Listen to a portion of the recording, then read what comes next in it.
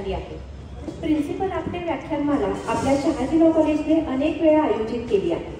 त्यासाठी आपल्याला माननीय Shri Yashwant Thorat, advocate Ujjwal Nikam, doctor हिरडेकर sir असे विधी तज्ज्ञ वक्ते म्हणून लाभले आहेत. आज आपल्याला ॲडव्होकेट युवराज नरवणकर सर, ज्येष्ठ कायदेतज्ञ, मुंबई उच्च न्यायालय वक्ते म्हणून लाभले आहेत.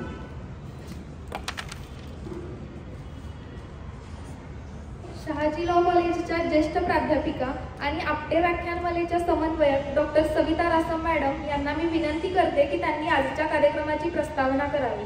नमस्ते. शहाजी लॉ कॉलेजला शिवाजी विद्यापीठाने प्रिन्सिपल SP आपटे व्याख्यानमाला हा आयोजित करण्याचा बहुमान वेळोवेळी दिलेला आहे. शहाजी लॉ कॉलेजबाबत मी थोडंसं सांगेन. शहाजी लॉ कॉलेजची स्थापना 1933 साली झाली आहे. या महाविद्यालयात सध्या 3 year law course, 5 years law course, LLM, diploma in taxation, diploma in cyber law, diploma in labour law आणि लवकरच आपण LLM इन क्रिमिनल लॉ ही सुरू करीत आहोत. शिवाजी विद्यापीठाने प्रिन्सिपल आपटे व्याख्यानमाला जी आयोजित करतात तर त्याबद्दल मी थोडक्यात सांगेन.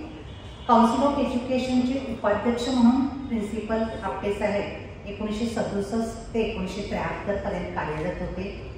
आपटे सरना समाजाला जास्तीत जास्त कायदेविषयक ज्ञान व्हावं, जनजागृती घ्यावी असा त्यांचा ध्यास होता आणि त्यामुळेच शिवाजी विद्यापीठाला त्यांनी कायदा आणि समाज या विषयाचा आशय पकडून काही व्याख्यानमाला आयोजित करत चला असं सांगितल्यावर वेळोवेळी आपल्याला हा बहुमान मिळालेला आहे. आजच्या व्याख्यानमालेस ज्येष्ठ कायदेतज्ञ ॲडव्होकेट युवराज नरवणकर, मुंबई उच्च न्यायालय हे आपल्याला सुदृढ भारत आणि लोकशाहीतील वकिलांची भूमिका या विषयावर व्याख्यान देऊन आपल्याला मार्गदर्शन करणार आहेत. Morning dignitaries on the dais. Yuvraj Narwankar sir इथे येणार म्हणजे सगळ्यांनाच आनंद आहे. सर तुमची ओळख it runs into pages I know तुमचे biodata, but I will require one session to introduce Yuvraj Nalvankar. But sir, with your permission, I will curtail your in brief. पण तुमची ओळख सर 10 दिवसापासून जी तयारी सुरू होती त्यापर्यंत मुलांना इथपर्यंत तुमची ओळख सगळ्यांची पोहोचलेली आहे. Yuvraj Nalvankar sir has done LLB from ILS Law College Pune and he is a gold medalist. He's also done LLM from Mumbai University. He's also gold medalist in LLM 2, and he's now practicing in original and appellate side in High Court and Supreme Court. He's also appointed by Singapore government as an arbitrator for Singapore International Arbitration Center. He's also an associate of Chartered Institute of Arbitrators, London. And he's a great achievement, and he's the only young person from India to get this fellowship. So let's have a round of applause. Before prior to joining Nalvankar Legal Chambers, he worked in a renowned solicitors firm under senior counsel Rafiq Dada from Mumbai, representing India's top corporate houses in courts as well as in arbitrations, and was associated with the Additional Solicitor General of India in several landmark cases. He has participated as the lead counsel in several constitutional, property, service and company matters and various other PILs. The recent one being from Kolhapur was a toll matter, and he has greatly contributed in this case. He has also immensely contributed to the reputed publications such as Legal Era and Journal of Tax Consultants and Ring Central USA. He is also invited as a keynote speaker in several seminars arranged by bar councils across Maharashtra, Rotary clubs, NGOs and government and police establishments. He has a great achievement for the students or also to the advocates at his great he has written a book on electronic evidence in the courtroom, and it has been published by LexisNexis. His articles are published in, and now it is a best Indian legal bestseller book. His articles are published in Indian Express, Maharashtra Times of India, and other.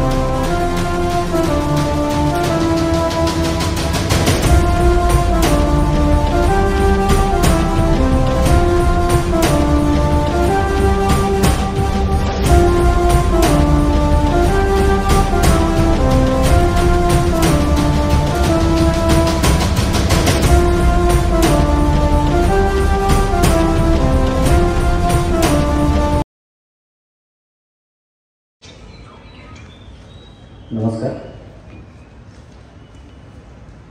आदरणीय रजनीताई, advocate doctor Santosh Shah sir, Pravin Patil sir, Savita Rasam madam, Swapnil, all my friends, very good morning. विषय लोकशाही, सुदृढ लोकशाही आणि त्यातली वकिलांची भूमिका. वास्तविक शहा सरांना माहिती आहे माझा जो कम्फर्ट झोन आहे तो लॉ सब्जेक्ट्स आहे आणि त्या संदर्भात बोलताना खऱ्या अर्थानं मला खूप आनंद होतो. पण हा जो विषय आहे, रसम मॅडमनी मला थीम दिलेली होती, समाजा संदर्भात काहीतरी आपल्याला बोलायचं आहे आणि त्या थीममधून जो विषय निवडला तो होता लोकशाहीमधली वकिलांची भूमिका. विषयाचा थोडासा संदर्भ मी वेगळा घेणार होतो, पण इथं जो क्राऊड जमलाय आणि हे सगळे जे माझे यंग फ्रेंड्स आहेत त्यांना मधून मी थोडासा माझ्या भाषणाचा कंटेंट बदलणार आहे. आणि तो कंटेंट जो असेल मित्रांनो, हा फक्त तुमच्यासाठी असेल. पहिल्या ओळीतली आणि व्यासपीठावरचे मान्यवर यांनी आयुष्यामध्ये सगळं ऑलरेडी अचीव्ह केले, पार केले. त्यामुळं हा फक्त टार्गेट ऑडियन्स हा तुम्ही असाल. कारण आज तुम्ही जिथं बसलेला आहात तिथं आम्ही सर्वजण कधीतरी होतो आणि वकिली हा व्यवसाय निवडताना काही विशिष्ट गोष्टी, विशिष्ट ध्येय डोळ्यासमोर ठेवून या वाटचालीला सुरुवात केली. फक्त एवढंच तुमच्याबरोबर आज शेअर करायचंय की या गेल्या 15 वर्षांमध्ये जी ध्येय डोळ्यासमोर ठेवून वाटचाल चालू केली ती ध्येय साध्य झाली का कुठेतरी हे जाणवलं की नाही ती फारच आयडियल ध्येय होती, ती प्रत्यक्षामध्ये उतरवताना त्रास होतो. या गोष्टींवर फक्त तुमच्याशी बोलणार. विषय लोकशाही संदर्भात आहे.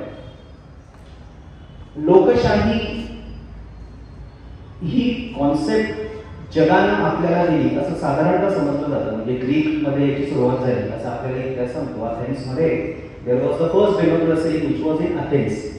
Mesopotamia was the first democratic state. म्हणजे अगदी इसवी सन पूर्व दुसऱ्या काळात त्यांना नाणं मिळालंय रोमन एम्पररच्या काळामध्ये. त्यावेळी एक मतदार त्या मतपेटीमध्ये मत टाकतानाचं चित्र नाण्यावर छापलंय असं नाणं त्यांना उत्खननात मिळालं असं म्हणतात. त्यामुळे जगाची आपल्याला मिळालेली देणगी म्हणजे लोकशाही साधारणतः असं आपल्याला माहिती आहे. अलीकडच्या काळात पण आपल्याला व्याख्या शिकवताना लिहितानाची शिकवतात rule of the people, by the people, for the people. पण गमतीचा भाग असा की जगामध्ये अशा प्रकारची लोकशाही अथेन्समध्ये येण्याच्याही अगोदर कित्येक वर्ष आधी आपल्याकडं, त्यांना इतिहासामध्ये थोडासा इंटरेस्ट आहे, त्यांना माहिती असेल, बृहदारण्यक उपनिषद म्हणून आहे यजुर्वेदामध्ये. त्याच्यामध्ये इसवी सन 6व्या शतकामध्ये, इसवी सन पूर्व 6व्या शतकामध्ये बृहदारण्यक उपनिषद लिहिलं गेले. आणि त्या उपनिषदाचं पहिलं वाक्य काय असेल, तदेक क्षत्रस्य क्षत्रम यद्धर्मः तस्मात् धर्मा परम नास्ति, असं त्या उपनिषदाचं पहिलं वाक्य आहे. तदेक क्षत्रस्य क्षत्रम यद्धर्मः म्हणजे राजाचाही राजा कोण तर तो कायदा आहे. तस्मात् धर्मा परम नास्ति म्हणजे त्याच्यावर कोणीही नाही. तर कॉन्स्टिट्यूशन इज सुप्रीम असं जे आज आपण म्हणतो हे बृहदारण्यक उपनिषदामध्ये इसवी सन पूर्व 600 शतकांमध्ये आपल्याला बृहदारण्यक उपनिषद सांगून जातं की लोकशाहीची संकल्पना मूळ आपली. आणि हे इथं थांबत नाही. तुम्ही थोडंसं अलीकडे आलात तर इसवी सन पूर्व 3ऱ्या शतकामध्ये आपण साधारण म्हणतो महाभारत झालं. महाभारतामध्ये साधारणतः 18 अध्याय आहेत असं आपण म्हणतो. त्यातला एक 12वा अध्याय जर तुम्हाला माहिती असेल तो शांती पर्वाचा आहे. शांती पर्व म्हणजे भीष्मांना जेव्हा बाण मारले गेले आणि भीष्म शरपंजरीवर आडवे झाले, त्यांनी शरपंजरीवरनं जो उपदेश युधिष्ठिराला केला की हे युद्ध जिंकल्यानंतर तू राज्य कसा करशील, तो जो उपदेश आहे तो शांती पर्वामध्ये तो भीष्म शरपंजरीवरनं सांगतायत. आणि त्यामध्ये युधिष्ठिर म्हणतो की हे राज्य वगैरे सगळं करेल पण मला आयडियल राज्य कसं असावं, आदर्श राज्य कसं असावं याची मला एक व्याख्या सांगाल का की जेणेकरून माझ्या पुढच्या पिढ्यांना मी सांगू शकेन. युधिष्ठिरला सांगताना भीष्म फार सुंदर व्याख्या करतात. ते म्हणतात न राज्यम न राजा आसीत न दंड्यो न दांडिका धर्मे नैव प्रजा सर्वां रक्षिताः परस्परम. म्हणजे असं राज्य बनव जिथं न राज्यम न राजा असेल, जिथं राजा नाही, जिथं राजमंडळ सुद्धा नाही, न दंड्यो न दांडिका जिकडे शिक्षा देणाराही कोणी नाही, शिक्षा घेणाराही कोणी नाही. धर्मे नैव प्रजा सर्वां रक्षिताः परस्परम. लोकशाहीच्या संकल्पनेनुसार लोकच एकमेकांना रेग्युलेट करतायत, लोकच एकमेकांना शिक्षा करतायत आणि लोकच एकमेकांना राज्य करतायत. हे राज्य म्हणजे आयडियल राज्य असं शांती पर्वामध्ये भीष्म सांगून गेले. आणि म्हणजे तुम्हाला आश्चर्य म्हणजे मी थोडंसं विषयानंतर जसं आपण पुढे जातो तुम्हाला कळेल की यामध्ये नंतर मतमतांतर कशी बदलत गेली. परंतु केवळ आपण इतिहासामध्ये हे स्लोगन देऊन नाही थांबलो. याच्या पुढे जर तुम्ही गेलात, त्या काळच्या राज्याभिषेकामध्ये राजाला तरोदेश ओथ घ्यावी लागायची, म्हणजे राज्याभिषेक येताना शपथ घ्यावी लागायची. तर त्याच्यामध्ये तो असं म्हणायचा, स्ववशोन कदाचिन किम तत्पूत त्यक्ते त्याजय, म्हणजे मी यापुढे माझ्या मनाचं काहीही करणार नाही, जे लोक सांगतील तेवढंच मी करेन. आणि जेव्हा अलेक्झांडर भारतामध्ये आला त्याच्यानंतर 200 वर्षांनी एक डिओडोरन म्हणून ग्रीक इतिहासतज्ञ भारतामध्ये येतो आणि तो सांगतो की भारतामध्ये मी जगातली सर्वात सुंदर लोकशाही पाहिली, ज्याला त्या काळामध्ये गणराज्य असे म्हणायचे. आणि तो इतिहासकार हे सांगतोय. आणि गंमत सांगतो, म्हणजे शेवटचा एक ऐतिहासिक संदर्भ देईल की आपण फक्त पुस्तकांमध्ये आणि ग्रंथांमध्ये हे म्हणून थांबलो नाही, तर आपण प्रत्यक्षामध्ये देखील हे आणलं. काश्मीरामध्ये एक राजा होता कल्हण नावाचा, म्हणजे चंद्रपिडा नावाचा राजा होता.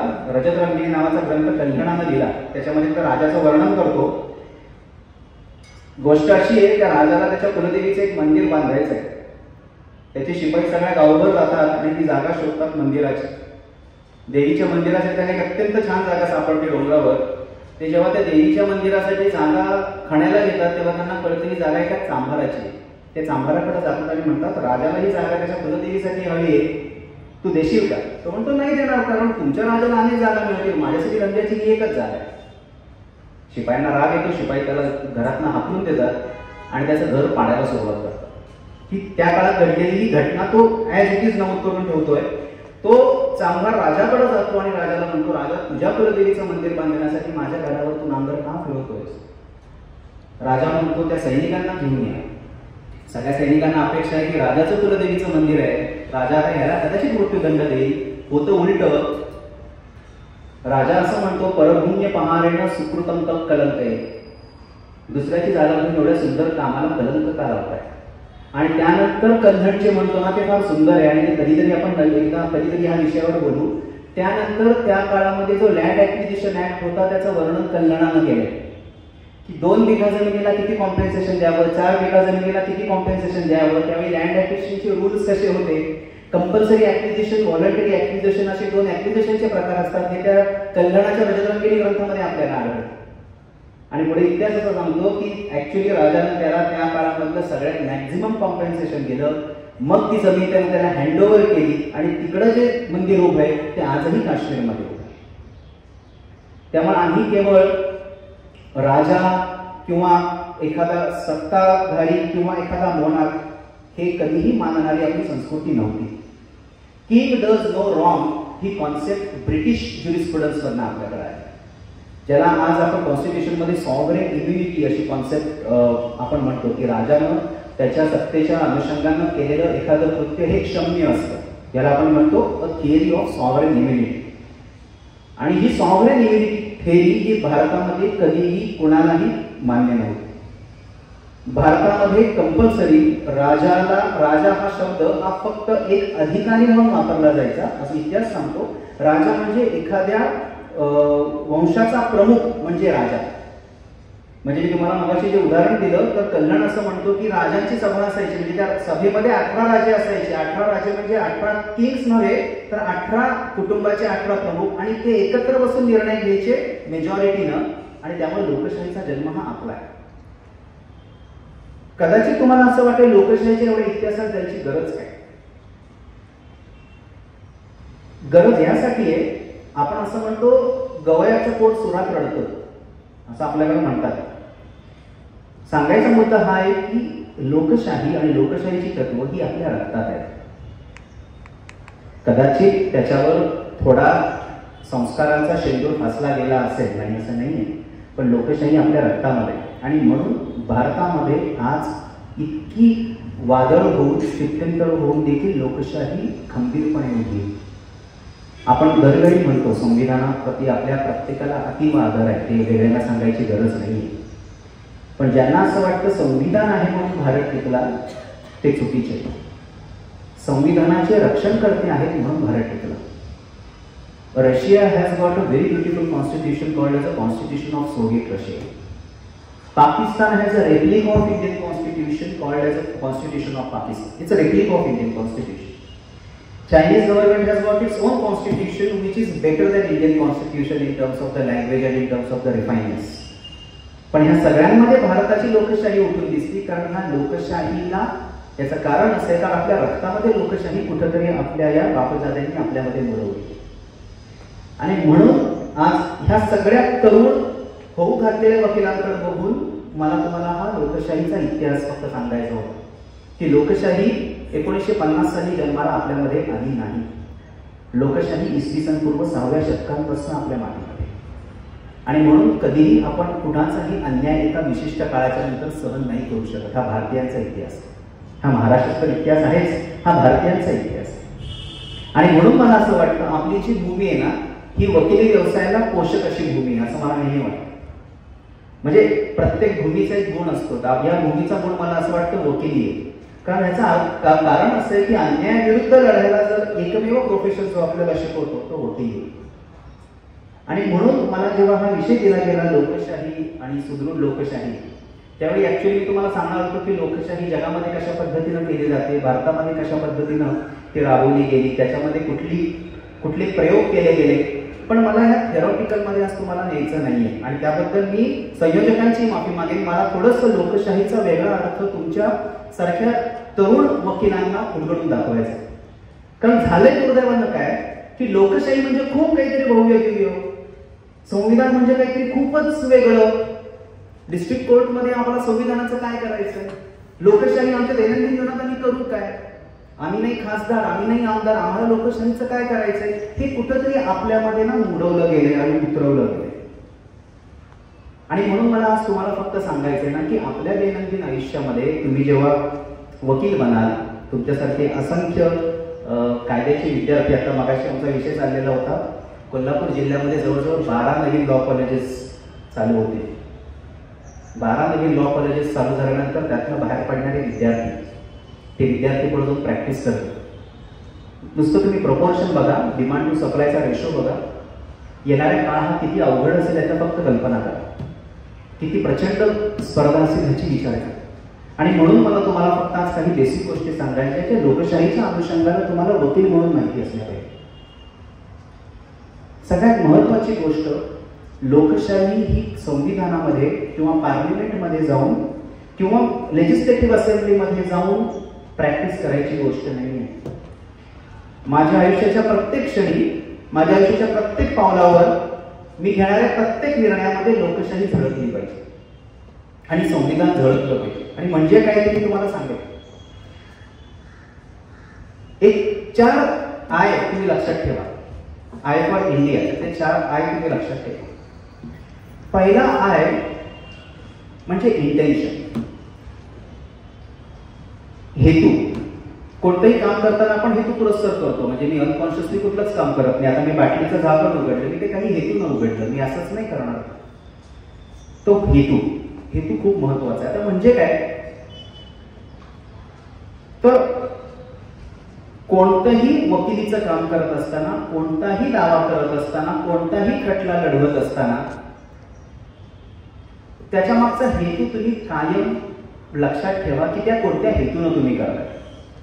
उदाहरण तुम्हाला सांगतो, 2 गवंडी मंदिरात एक विटांचं बांधकाम करत असतात, जमिनीवर बसून विटांचं बांधकाम करत असतात. एक व्यक्ती तिकडे जातो आणि म्हणतो काय करताय, तो म्हणतो काय नाही साहेब, तो इमारत बांधायची, मला साधारणतः दिवसाला 10,000 रुपये मिळतात मजुरीचे, मला 5 पर्यंत काम आहे, करून निघून जाणार अशी माहिती करतो. गवंडी त्याला तो माहिती देतो.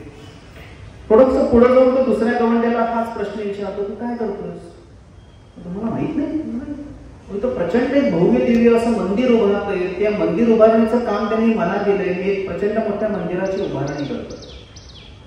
गमत बघा, विटा त्याच आहे, गवंडी तोच आहे, कामाचं स्वरूप तेच आहे, हेतू बघा. आणि या हेतूचा परिणाम तुमच्या कार्यसिद्धीवर काय होतो हे तुम्हाला कार्यसिद्धीच गेल्यावर कळेल. म्हणजे मी विटांची भिंत बांधतोय म्हणून जो वीट ठेवणारा मजूर आहे आणि मी मंदिराची उभारणी करतोय म्हणून वीट ठेवणारा जो मजूर आहे, ह्या दोघांच्या मंदिरांमधला फरक जेव्हा त्या मंदिरावर कळस चढवला जाईल त्यावेळी तुमच्या लक्षात. आणि त्यामुळे हेतू अत्यंत महत्वाचा आहे. कोणतंही काम करत असताना हेतू अत्यंत महत्वाचा. माझ्याकडे एखादा गरीब क्लायंट जेव्हा येतो किंवा कोणताही क्लायंट जेव्हा माझ्याकडे येतो तेव्हा मला त्याचा दावा घालायचा आहे, त्याला बघूच कोर्टामध्ये, त्याला आणतोच ओढून, येत नाही म्हणजे काय बघू, हा कामाचा हेतू असताच कामा नये. मला ह्या गरीब व्यक्तीबरोबर न्याय करायचा आहे या हेतूनं जर तुम्ही कामाला सुरुवात केली तर त्या कामाचे पूर्णपणे परिणाम वेगळे असतील, त्या कामाचे आयाम देखील वेगळे असतील. उदाहरण तुम्हाला सांगतो, तुमचं इंटेन्शन चांगलं असेल तर काय होऊ शकतं. परवाच एका केसमध्ये माझ्याकडे मागासवर्गीय समाजातली एक व्यक्ती त्याची गाऱ्हाणं घेऊन आली की सर असं असं आपल्याला शिरोळ पोलीस स्टेशनमध्ये प्रचंड त्रास दिला गेला आणि then there was this atrocity committed आणि देअरफॉर मी मागासवर्गीय राज्य आयोगाला पत्र लिहिलं, त्याची दखल अजून कोणी घेतलेली नाही आणि असं असं आपल्याला हायकोर्टात रिट पिटिशन करायचं. आम्ही रिट पिटिशन केलं. रिट पिटिशन केल्यानंतर जेव्हा मी हायकोर्टाकडे उभारलं तेव्हा the division bench asked me तुम्ही इकडं का जात नाही राज्य मागासवर्गीय आयोगाकडे, कारण we have gone there is no response. मी बाहेर आल्या त्या क्लायंटला परत विचारलं, म्हटलं अरे राज्य मागासवर्गीय आयोगाकडे आपण गेलो त्याचं काय झालं. नाही सर काहीच नाही त्याचं झालं, आपण रिट पिटिशन पुढे चालू, काय असेल ते आय क्लिअर युअर फीज. मी घरी आलो, ऑफिसमध्ये आल्यावर मी माझा ओन रिसर्च केला की काय, आणि मला असं आढळून आलं की राज्य मागासवर्गीय आयोगावर अजून चेअरमनच नाहीये, गेली 3 वर्ष झाली.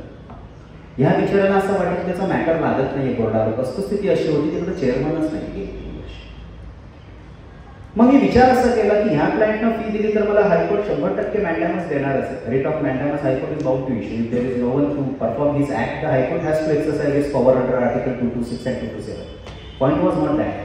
मी विचार असा केला, एक व्यक्ती माझ्यापर्यंत पोहोचला, अशी 100 जण असतील ज्याचे रिप्रेझेंटेशन तिकडे पेंडिंग असते. मी माझ्या ज्युनियरला सांगितले आरटीआय टाक या व्यक्तीच्या मार्फत, आणि आरटीआय मधनं मला असं कळालं तर 750 केसेस ॲट्रॉसिटीच्या तेव्हा राज्य मागासवर्गीय आयोगाकडे पेंडिंग. माझ्याकडे एकच आला. अजून 749 लोक अशी कुठेतरी शेतांमध्ये राबतायत, कुठल्या तरी घरामध्ये थांबले, ज्यांच्या अन्यायाचा अजून काही पत्ता नाहीये. मी माझ्या क्लायंटला परत बोलवलं दुसऱ्या दिवशी, म्हणजे एक विनंती सर काय तुला असं वाटतं का तुझ्या समाज बांधवांचं भलं. हो ऑब्विसली. म्हटलं एक काम कर, आपण कोर्टाला ही प्रेयर ऍड करू, तुला चालणार आहे. हो चालेल. आणि कोर्टामध्ये मी प्रेयर ऍड अशी केली की direct the state government to appoint the chairman of the state backward commission.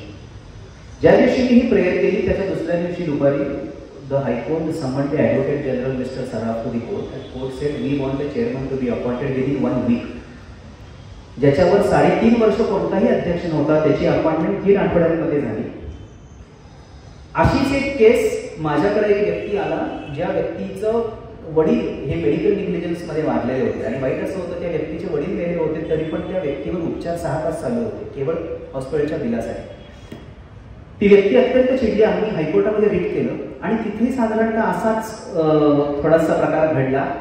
त्या रिट पिटिशनची व्याप्ती मी एवढी वाढवली की हायकोर्टानं त्याची दखल घेत जवळजवळ 6,500 हॉस्पिटल्सना टाळं लावायची ऑर्डर केली, कारण त्या हॉस्पिटल्समध्ये बोगस डॉक्टर्स होते. त्या हॉस्पिटलचं registration under the nursing home registration act झालेलं नव्हतं. हेतू मी जे म्हटलं ना, तो हेतू महत्वाचा ठरला.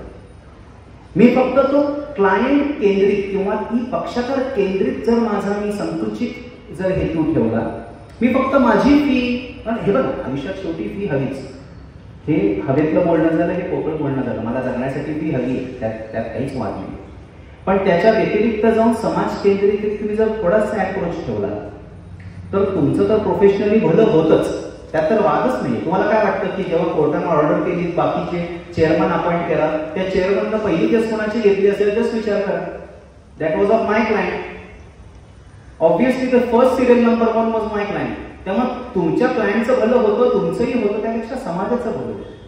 आणि म्हणून उद्दिष्ट प्रचंड महत्वाचं. आणि म्हणून पहिला आय हा इंटेन्शनचा. लोकशाही मला टिकवायची ना, मला संविधानात जायची गरज नाही, मला लोकशाही अशी टिकवायची.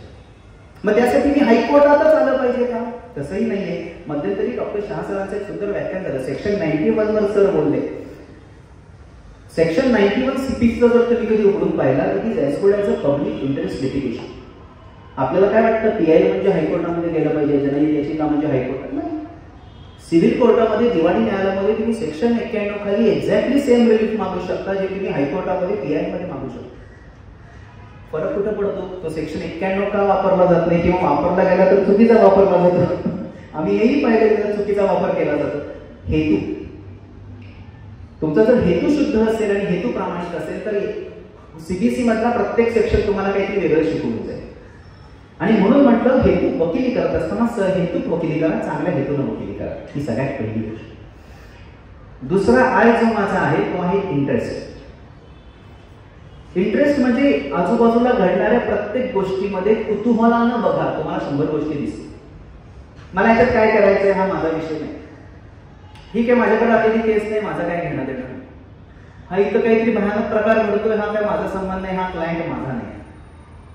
माझी तुम्हाला विनंती आहे, माझे सगळे यंग फ्रेंड्स म्हणून मी तुम्हाला हे सांगतोय की आयुष्यात असा दृष्टिकोन ठेवू नका. भले तुमच्या हातात काही नसेल, पण त्या अन्यायाची जाणीव कुठेतरी तुमच्या हृदयाला स्पर्श करून गेली पाहिजे. हे काय लक्षात. म्हणजे मी सांगायला हरकत नाही, मी जेव्हा उत्तराखंडमध्ये मागच्या ट्रिपमध्ये होतो तेव्हा मी उत्तराखंड नाही तवांग ईशान्येला तवांगला मी गेलेलो. तेव्हा मी गाडीनं जात असताना मला एका ठिकाणी प्रचंड डोंगर पोखरलेले दिसले. प्रचंड म्हणजे 200-300 फूट डोंगर पोखरले गेले. आता साधारणतः घाटातनं जर तुम्ही स्वतः ड्राईव्ह करत असाल तर पलीकडचा पोखरलेला डोंगर तुम्हाला दिसणं अपेक्षित नाहीये. तुम्ही रस्ता बघितला पाहिजे, दरी कुठे बघितलं पाहिजे आणि समोरची गाडी कुठे, एवढंच या 3च गोष्टी बघितल्या पाहिजे जर ऍक्सिडेंट नको असेल तर. पण माझं चुकून लक्षात आहे, पोखरलेल्या डोंगराकडे गेलेली गाडी बाजूला बघतो, म्हटलं हा काय प्रकार आहे. बाजूला सगळं रिझॉर्ट पॉइंट असताना एक्झॅक्टली हा डोंगर 150 फूट खंडला जातो हा, आणि ते फार घाण दिसत होतं. म्हणजे तो पांढरी ती माती त्याची बाहेर दिसत होती आणि पुढे तुम्ही डोळ्यासमोर आणा सगळं ग्रीन कव्हर, सगळं हिरवं आणि माझ्या असा एक पांढरा पट्टा तो असा भेसून दिसत होता. मी गाडी थांबवली, 2-3 विचारलं अरे वो नहीं साहब, वो तो काम चल रहा है 2 साल से, मेरे को मालूम नहीं. मी अजून थोडं जवळ गेलो, तो म्हटलं नाही अरे देखो वो स्टोन माइनिंग चल रहा है. स्टोन मायनिंग ईशान्येमध्ये was prohibited if I remember correctly. त्याला बोललो नाही, पण माझ्या डोक्यामध्ये विचार चालू होते. मी त्या दिवशी संध्याकाळी हॉटेलमध्ये आलो आणि I wrote a letter to the registry of the local high court and the registry of the supreme court की असं मला नोटीसला आलंय. I am not sure of the legality. मी म्हणत नाही this is outright illegal, it may be legal. All I am requesting you to take a cognizance of this issue and see if it is legal let it go, if it is illegal stop it immediately. आणि मला घरातले सगळे म्हणतात की सुट्टीवर आल्यावर पण तो हा काय रात्री ड्राफ्ट करत बसलाय. पण मला एक साधारणतः असतं ना की 15 मिनिटं मी दिली माझ्या आयुष्यातली, माझी काही सुट्टी खराब होणार नाही. दिवसभर मी कसंही एन्जॉय केले, रात्री संध्याकाळची 15 minute is not going to be too much of the importance. मला नंतर ट्रिप बंद आल्यानंतर 3 महिने झाले, मला खरं सांगतो यातलं काहीही लक्षात नव्हतं. तिकडचा माझा ड्रायव्हर होता दिनेश खोसला म्हणून, तो चंदीगडचा मूळचा पण तो तिकडे सेटल झालाय. त्याचा मला फोन आला की साहब आप पूछ रहे थे ना वो जो हम कुछ दिन जा रहे थे वो पूरा बंद कर दिया गवर्नमेंट. म्हणजे आणि हे मला तो दिनेश खोसला सांग, ज्याच्या मालकी त्याला विसरलो, म्हटलं कोण बोल रहे, मैं खोसला बोल रहा हूं, सब नहीं आपको मालूम. पूरा कोर्ट का ऑर्डर आया, कलेक्टर आके कल पूरा सील करके गए. ईशान्येशी माझा काही संबंध नाही, तरी परत जाईल का मला माहित नाही. ज्यांच्या मालकीत ती जंगलं असतील, ज्या लहान वाड्यांसाठी ती असतील, ज्या आदिवासींसाठी असते, तो त्यांचा प्रश्न. पण माझा काय संबंध. मी इथं यासाठी आलो, मी मजा करणार, मी जाणार. हा दृष्टिकोन, हा हेतू आणि हे इंटेन्शन जर तुम्ही ठेवलं तर आपण वकील म्हणून जगायला योग्य. त्यामुळे वकिली ही फक्त कोर्टरूमच्या 4 भिंतीत केली जाते, हा फार मोठा गैरसमज तुमच्या डोक्यातून आयुष्यातनं काढला. वकील ची डिग्री घेतल्यापासून जोपर्यंत तुम्ही सुदैव असेल तर घरामध्ये आणि दुर्दैव असेल तर ICU मध्ये, जोपर्यंत तुमचा एंड होत नाही तोपर्यंत तुम्ही वकीलच असाल आयुष्यात लक्षात. त्यामुळे वकिली तुमच्या रक्तातनं कुठल्याही क्षणी, दिवसाच्या आणि कुठल्याही स्थळी ही वकिली तुमच्या रक्तातनं बाहेर जाता कामा नये. आणि म्हणून मी म्हटलं की इंटेन्शन चांगलं असेल आणि जर तुम्हाला इंटरेस्ट असेल तर या गोष्टी आपोआप तुमच्या आजूबाजूची कवाडं उघडतील, दारं उघडतील आणि त्यातनं वेगवेगळ्या गोष्टी तुमच्या डोळ्यासमोर येतील. हा झाला माझा दुसरा आय. तिसरा आय आहे तो इंटेलिजन्स आहे. इंटेलिजन्स म्हणजे बौद्धिक बुद्ध्यांक नव्हे, इमोशनल किंवा इंटेलिजंट क्वेश्चन मी त्याच्याबद्दल बोलत नाही. तो देवदत्त असतो आणि तो असतो किंवा नसतो, त्यांना काही फारसा फरक पडत नाही. म्हणजे मी गेल्या 15 वर्षाचे काय पाहिले आणि माझ्याबरोबर ऑल सिनियर्स विल ॲग्री, तुमचा इंटेलिजन्स क्वेश्चन मॅटर करत नाही. इंटेलिजन्स क्वेश्चन मॅटर करत असतं तर आमच्याबरोबरचे सगळे गोल्ड मेडलिस्ट आणि लेडी प्रॅक्टिशनर्स असते, असं कधीच होत नाही. उलट you will see most of the good performing people are back benchers. म्हणून बॅक बेंचर राहा असाही त्याचा अर्थ नाही, परंतु मेरिट्स आणि त्याचा संबंध ह्यासाठी नसतो किंवा बौद्ध्यांक म्हणजे बुद्धिमत्ता नाही. इंटेलिजन्स म्हणजे माझ्या विषयावर मी किती प्रेम करतो त्याला मी इंटेलिजन्स म्हणतो. आता मी इथं सेक्शन 91 बोललो, तुमच्यातले किती जण जाऊन 91 घरी जाऊन पाहतील मला माहित नाही, किंवा किती जणांनी गुगलवर 91 पाहिलं असेल हेही मला माहित नाही. पण जे बघणार नाहीत त्यांचं त्या विषयावर प्रेम नाही असं मी समजेल, आणि ज्यांचं त्या विषयावर प्रेम नाही त्यांना त्या विषयातली बुद्धी नाही असंही मी समजेल. ह्याचा तुमच्या देवदत्त बुद्ध्यांशी काही संबंध नाही. त्यामुळे जर तुम्ही एखादी गोष्ट वर्तमानपत्रात वाचली, एखादी गोष्ट न्यूजमध्ये पाहिली, तर एक वकील म्हणून तुमच्यातलं एक कुतूहल जागृत झालं पाहिजे की हे काय आहे, हे कशाबद्दल बोलताय. भलेही माझ्या डोक्यावर आज आहे, मी सेकंड इयर ऑफ लॉ मध्ये असताना मला काय कळणार आहे, थर्ड इयर लॉ मध्ये असताना मला काय कळणार आहे, पण म्हणून मी वाचायचंच नाही का?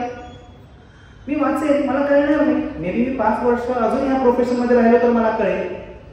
मी ह्याला बुद्ध्यांक मानतो. त्यामुळे इंटेलिजन्स जे मी म्हणतो तो कृपया इंटेलिजन्स हा तुमच्यामध्ये जाणीवपूर्वक अंगीकार. तुम्ही सिनियरकडे काही दिवसांनी काम करायला लागाल, तुमच्या सिनियरच्या ब्रीफ्स कॅरी करायला लागाल, सिनियरची डायरी लिहायला लागाल, तेव्हा नाही माझा सिनियर गेला, मी त्याच्या पलीकडे उभारतो, त्याच्या पलीकडे बसतो, तो काय म्हणतोय ते फक्त ऐकतो आणि घरी येऊन मी टीव्ही लावून बसतो. हा इंटेलिजन्स नव्हे. तुमच्या सिनियरला एखादी क्वेरी केल्यानंतर जर तुमचा सिनियर क्षणभर थांबला, थबकला, त्याचा अर्थ तुम्हाला कळला पाहिजे तिथं काहीतरी थोडंसं आडलंय सिनियर्स. भले त्याच्या बुद्धिमत्तेच्या जोरावर तो क्षण तो मारून नेईल सुद्धा, तो शांत नाही बसणार, पण त्याचा अर्थ रिसर्च मधून तुमची सुटका झाली असा नसतो. म्हणजे मला माझे सिनियर रफिक दादा अजून एक प्रसंग खूप सुरुवातीला सांगितला. In courtroom number 3, Bombay High Court, Ramjet Malani was arguing some criminal appeal. Rafiq Dada was not his junior. Rafiq Dadaचे सिनियर होते Gulam महानवटी, who was an Attorney General of India. ते नंतर झालं, पण त्यावेळी रफिक दादा माझे सिनियर कोर्टामध्ये बसलेले होते आणि Ramjeth Malani was arguing the proposition of law. Justice Madan, who was a High Court judge, he asked him some query, and Mr. Jet Malani said, "I'll revert. Maybe I'll have a look at the law. I'll revert." त्या ब्रीफशी काहीही संबंध नाही. त्या brief मी मगाशी म्हटलं ना, intention आणि interest इथे लागू होतं. जसं कोर्टाच्या बाहेर लागू होतं तसं इथे लागू होतं. दादा पळत पळत जाऊन आमच्या 39 रूम मध्ये जी लायब्ररी आहे तिकडे गेले. His background is not criminal law. Criminal लॉशी काही घेणं देणं नाही. आमच्या चेंबरचं तरी काहीच नव्हतं त्यावेळी नव्हतं आणि आताही नाही. सरांनी तो केस लॉ शोधून काढला आणि 2:30 वाजता पळत पळत येऊन 3 वाजता पळत पळून धापा टाकत जेठमलानीच्या हातात तो केस लॉ दिला. जेठमलानी म्हटलं, अरे dear thanks a lot, my attorneys have already got that judgment. माझ्या सॉलिसिटर्सने जजमेंट मला ऑलरेडी दिलंय, पण थँक्यू सो मच. मला दादा असं नंतर सांगतात की त्यानंतर त्यांच्या आयुष्यामध्ये असे अनेक प्रसंग आले ज्याच्यामध्ये करते धरते वॉज रामजेठ मलानी. म्हणजे पुढच्या आयुष्यामध्ये ज्याला हात म्हणतो डोक्यावर, हा जेठमलानी साहेबांचा होता. काही विशिष्ट प्रकरणांमध्ये एक साधं 4 पानाचं झेरॉक्सचं जजमेंट त्यांच्या आयुष्याला एक त्यांना गुरु घेऊन गेलं. असं कुठलीही 4 पानं तुम्ही काहीही केलेलं तुमच्या सिनियरसाठी असेल, कोर्टासाठी असेल, वाया जात नाही. हे काय लक्षात ठेवा. आणि म्हणून सतत मी दुसऱ्याला कोणती मदत करून तुमचा कधी एखादा मॅटर आर्ग्यू करत असेल. आता मी परत सांगतो, मी हे वारंवार सांगतो का हे मी जगत शिकलोय असं मी म्हणेन. त्यामुळे मी वारंवार प्रसंग सांगेन. कदाचित जे ज्याच्यातनं मी हे शिकलो, मी एका मॅटरमध्ये ऑर्डर टू रूल टू चे जस्टिस माधव जामदारांकडे मॅटर चालू होतं. I was sitting behind and he asked a query. ती क्वेरी त्या वकिलांना येत नव्हती. मी मागं बसलेलो, माझ्याकडं फॉर्च्युनेटली माझ्या नोट्समध्ये ते जजमेंट होतं. मी सर असं आहे. मग पलीकडे अदर साईडला there was a senior advocate, त्यांना अपोज करणार. त्यांना आवडलं नाही, कारण हा अनफेअर ॲडव्हान्टेज झाला. मागणं बसून रसद पुरवतोय म्हणजे काय. त्यांनी कंप्लेंट केली. ते म्हणले, I am sorry, there shouldn't be interjection in the matter. If he knows he knows, if he doesn't know he doesn't know. There can't be any third party assistance वगैरे ते म्हणले. जामदार म्हणले, हू आर यू रिफरिंग? नाही म्हटले, बघा त्यांच्या मागणे काय झालं. मी त्यांना माझ्या बोनाफाईडला एक आहे ना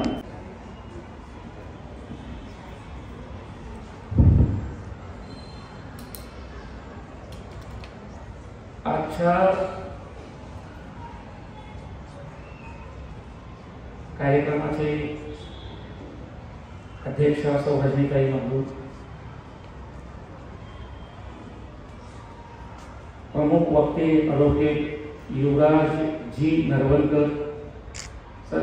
जनरली आपल्याकडे कस्टमरी प्रॅक्टिस आहे की प्रमुख पाहुण्यांना आपण जी लावतो, परंतु तुम्हाला तो युवराज जी मिसमॅच होतोय कारण तुमच्या नावामध्येच ते जी इन्क्लुडेड आहे, त्यामुळे जी लावण्याची तुम्हाला गरज नाही. अल्युमिनी असोसिएशनचे अध्यक्ष शहाजी लॉ कॉलेजचे विद्यार्थी, आमचे सगळ्यांचे मार्गदर्शक Santosh Shah sir, coordinator rasam madam आणि सगळे फॅकल्टी, खूप दिवसानंतर काही चांगलं ऐकायला भेटलं. मी विचार करत होतो की मी एका व्यक्तीला ऐकतोय, त्यांचं वय, त्यांचा आवाज आणि त्यांचं नॉलेज कुठेही ताळमेळ नाही. व्यक्तीच्या पर्सनॅलिटीकडे बघितलं तर एक 35 वर्षाचा नवोदित अडवटेक आपल्यासमोर उभा आहे असं आपल्याला प्रथम दर्शनी दिसतं. डोळे झाकून फक्त आवाजाकडे लक्ष दिला तर एक 20-22 वर्षाचा विद्यार्थी कॉलेजच्या स्पर्धेमध्ये भाषण करतो की काय असं वाटतं. आणि कॉन्टेंट जो होता, last time I heard was Nani पालखीवालाच लास्ट स्पीच, आणि रोहिंटन नरिमनचं मी परवा 4-5 दिवसापूर्वी काहीतरी युट्यूबवरती ऐकत होतो. तो जो प्रोलिफिक कॉन्टेंट होता तो त्यांना मॅच करत होता कारण ते रोहिंटन नरिमन आहे. परंतु आजचं जे भाषण झालं, सरांचा जो कॉन्टेंट होता तो generally that content offers to you at the age of some 60-75 years after a rigorous practice before High Court and Supreme Court. तर शेख सर मला असा प्रश्न पडला की असं हे का घडलं? वय मेळ खात नाही, एज आणि एक्सपिरियन्स. तर शेख सरांना शायरी करायची खूप सगळ्या विद्यार्थ्यांना माहीत आहे की ते खूप फेमस आहे. शेख सरांनी सांगितलेली शायरी मला आठवली की वक्त से पहले हादसों से लड़ा हूं, वक्त से पहले हादसों से लड़ा हूं, मैं अपने उम्र से कई साल बड़ा हूं. तर एकंदरीत त्यांचं भाषणाचं कॉन्टेंट बघता त्यांचं वय भलेही 35 वर्ष असेल, परंतु he is now to be officially declared as the senior counsel of the supreme court. He deserves that. तर हा कार्यक्रम संपूच नाही आणि युवराज सर नेहमी तुम्हाला मार्गदर्शन करावे असंच कदाचित या विद्यार्थ्यांची पुन्हा बोलवू आपण सरना नक्कीच. आज आपल्या व्याख्यानमालेस आपल्या व्यस्त कार्यक्रमातून ॲडव्होकेट युवराज नरवलकर साहेब इथं उपस्थित राहिले आणि आपल्याला उत्कृष्टरित्या मार्गदर्शन केलं, जे आजच्या काळाची गरज आहे. त्याबद्दल त्यांचे मनपूर्वक आभार. आज आपल्या कार्यक्रमाच्या अध्यक्षा काउन्सिल ऑफ एज्युकेशन रजनीताई यांना खरोखर अण्णांनी जी लॉ कॉलेज सुरू केलं त्याचा आजच्या पिढीलाही किती सारखं तो विचार असेल की आपण समाज घडवायला हवं, आणि त्यामुळे अण्णांचं त्यावेळेचं विजन आपल्याला आणि आमच्यासारख्या लोकांना इथे सेवा करायला मिळते हे सुद्धा आमचं भाग्य. तर मी रजनीताईंना आभारी आहे त्यांची, कारण का अशा संस्थेत आम्ही कामाला आहोत आणि अशा संस्थेत असे मार्गदर्शक आपल्याला भेटतात. तर रजनीताईंचे आभार. खरं तर डॉक्टर साहेबांना आपण मिस करतोय आज, कारण त्यांनाही असे कार्यक्रम आवडतात. डॉक्टर संतोष शाह हे नेहमीच आपल्याला मार्गदर्शन करतात आणि ते आज उपस्थित राहिले, माझी विद्यार्थी संघटना अध्यक्ष, तर त्यांची मी आभारी आहे.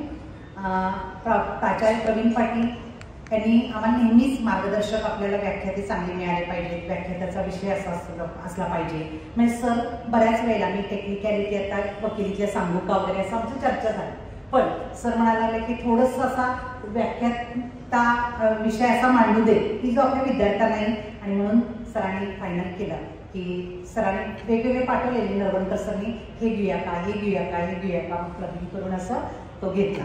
तर प्राचार्य पाटील सर यांचेही आभार. माझे सर्व सहकारी शिक्षक, प्रशासकीय सेवक आणि आज उपस्थित इथे पिन ड्रॉप सायलेंटनी आपले सर्व विद्यार्थी बसले, सर्व विद्यार्थ्यांना सरना ऐकायला मिळालं आणि त्यामुळे सर्व विद्यार्थ्यांचे पण खूप खूप आभार. आणि ही आपले व्याख्यान मला यशस्वीरित्या संपन्न करण्यासाठी बऱ्याच विद्यार्थिनींचे पण आणि विद्यार्थ्यांचे पण सहकार्य मिळाले, त्या सर्वांचे आभार मानून आणि ऑफकोर्स स्वप्नी पृथ्वीराज या सर्वांचे मी आभार मानते आणि ते उपस्थित इतरही समाजातले घटक तर सर्वांचे आभार मानून ही व्याख्यानमाला संपली.